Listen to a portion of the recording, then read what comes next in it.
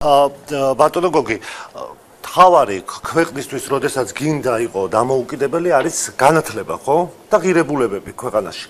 აი ამ 34 წლის განმავლობაში რა გაკეთდა იმისთვის, რომ უფრო მეტი ჩადებულიყო, თუნდაც ახალგაზრდებში, განათლების სფეროში, რა გაიარა, რა გზა გაიარა ქვეყანამ და რა შეგიძლიათ კეთდებოდა ნაბიჯ-ნაბიჯ ყველაფერი აი ამ წლების განმავლობაში. გასაგებია, 90-იანი წლები ძალიან ცუდი იყო, მაგრამ შემდეგ იყო, როდესაც თქვათ აი მოვიდა თქვათ შევარდნაძის ხელისუფლების შემდეგ ახალი ხელისუფლება, მერე მოვიდა კიდე უკვე ქართული ოცნება, რა შეგიძლიათ თქვათ აი დამოუკიდებელი საქართველოსთვის რა გაკეთდა განათლებაში? საერთოდ როცა ამ თემებზე საუბარი მე პირადად აი პოლიტიკურ თემებზე არ მიყვარს, მე უფრო კითხვის დასვა შემიძლია. საერთოდ ამ თავისუფლებისა და დამოუკიდებლობის არსი გვესმის, რა არის თავისუფლება და რა არის დამოუკიდებლობა. სწორად გვესმის ახლა დღეს ჩვენ ეს ჩემი თავისუფლება ვიღაცის ღირსების შელახვა რატომ არის? ჩემი დამოუკიდებლობა, მე რო დამოუკიდებლობად მიმაჩნია, რატომ მიიღებს ამას სხვა თავისი ღირსების შელახვა? ესე იგი ის არ მცნობს მე როგორც დამოუკიდებლობას და არ მცნობს მე როგორც თავისუფლებას. აი ეს კითხვები არის, რომელზეც მე პასუხი არ მაქვს მე პირადად და იმისგანველი, ვინც ასე ფიქრობს ჩემზე თქვა და ასე შემდეგ. ერთი რა მინდა ახლა თქვენ განათლება ახსენეთ. დიახ, აი განათლებაზე მაინტერესებს. ხშირად ისმის დღესაც და ყოველთვის ილია ჭავჭავაძის სამი ღვთაებრივი საუნჯე, მამული ენა სარწმუნოება. აი ამ საუნჯეს, სამ ეროვნულ საუნჯეს იაკობ გოგებაშვილმა დაარქვა ბურჯი ეროვნებისა და დაამატა მეოთხე. მამული ენა, ეროვნული სკოლა და სარწმუნოება. სხვათა შორის იაკობ გოგებაშვილის აი ეს მეოთხე პუნქტი რომ დაამატა, მეოთხე ბურჯი რომ დაამატა, ეს მაშინ ყველა მიიღო და იაკობ გოგებაშვილი იყო მედროშე ეროვნული სკოლისა და ილია და აკაკი მხარში ედგენ მას. ამას რატო ვამბობ? დღეს ამ განათლებასა და სკოლას ნაკლებად ვაქცევთ ყურადღებას. საუბრობთ ენაზე, მამულზე, საუბრობთ ხოროთ სამწუხაროდ ენაზე და არ ვაკეთებთ იმას, რასაც უნდა ვაკეთებდეთ, მაგრამ სკოლაზე ნაკლებად საუბრობთ. არადა აკაკი წერეთელმა თქვა ასეთი რაღაცა. ჩემი და ილიას ღვაწლი რა მოსატანია იმ დიდ ღვაწლთან, ილია სიცოცხლეში ამბობს ამას. რაც იაკობ გოგებაშვილს მიუძღვის ქართული ენისა და ქართული ერის წინაშე. მან თავისი სკოლით, სახელმძღვანელოებით, თავისი განათლების სისტემით ჩვენ საზოგადოებას გზა გაუხსნა და ასე შემდეგ. იაკობ გოგებაშვილი ღირსია იმისა, რომ სიცოცხლეში ძეგლი დაუდგათ. ეს რატომ?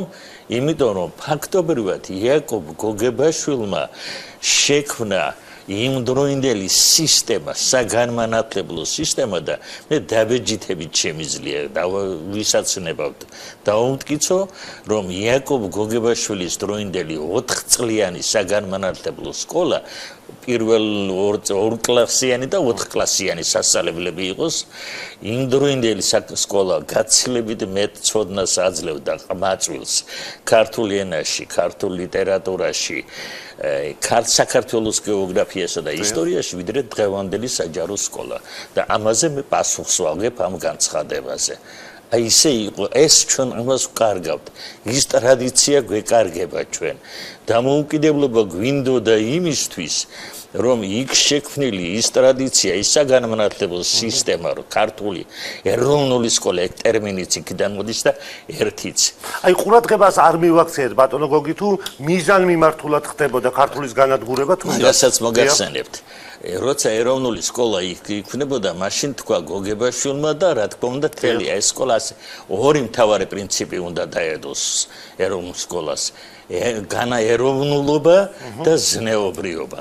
ყველა მისი სახელმძღვანელო ამ პრინციპზეა აგებული. მთელი მათი საქმიანობა არის ეროვნულობა და ზნეობრიობა და ამ რამდენიმე წლის წინ საქართველოს კათოლიკოს პატრიარქმა წმინდესმა ილია მეوارემ თქვა, რომ მიზანმიმართულად ხდება ქართული განათლების სისტემის დისკრედიტაცია და განათლების დონის დაცემაო. ეს ერთ-ერთ ქადაგებაში თქვა ესა. მიზან მიმართულად ეგ სიტყვა იქნა გამოყენებული. აი რაში გამოიხატებოდა თქვენ როგორ ფიქრობთ აი მიზან მიმართული?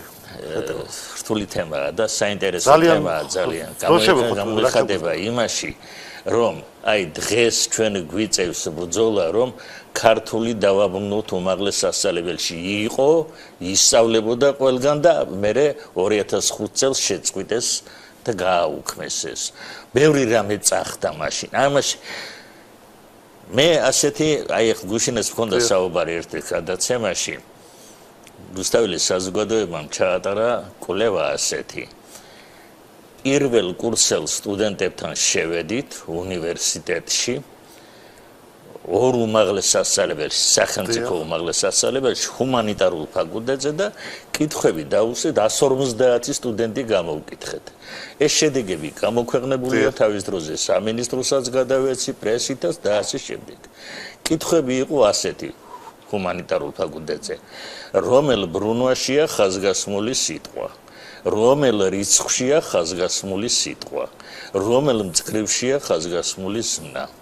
შედეგები სანახევროდ უარყოფითი. ეს არის ჩვენი თანაც ეს გაიხსენეთ რომ ეს არის წარმატებული უმაღლესი სასწავლებლის გამარჯვებული სტუდენტების შედეგები არის. მეტსაც გეტყვით როცა დაუსვით ასეთი კითხვა, თან პირდაპირ ვერ უთხარით შეგცხვა, თქვა ილია რომელ საუკუნეში მოღვაწეობს და ვეკითხებით ასე ილია ჭავჭავაძემ რომელ საუკუნეში დაწერა აჩრდილი. მე-7, მე-8, მე-9, მე-10 აი საუკუნეები დამისახელეს. იმაზე აღარ ვსაუბრობ, თქვათ რომ და ცაფირუს ხმელეთზე უმუხტრო დაამთავრე ეს ფრაზა და ასე შემდეგ. აი ეს არის მიზანმიმართული. ანუ ეს იმიტომ ხდებოდა რომ ეს არ ცოდნოდა? სკოლა ჩვენი სკოლა დღეს არ ასრულებს თავის ფუნქციას, რასაც უნდა ასრულებდეს. ასეთი სტუდენტები მოგვდის ქალბატონო.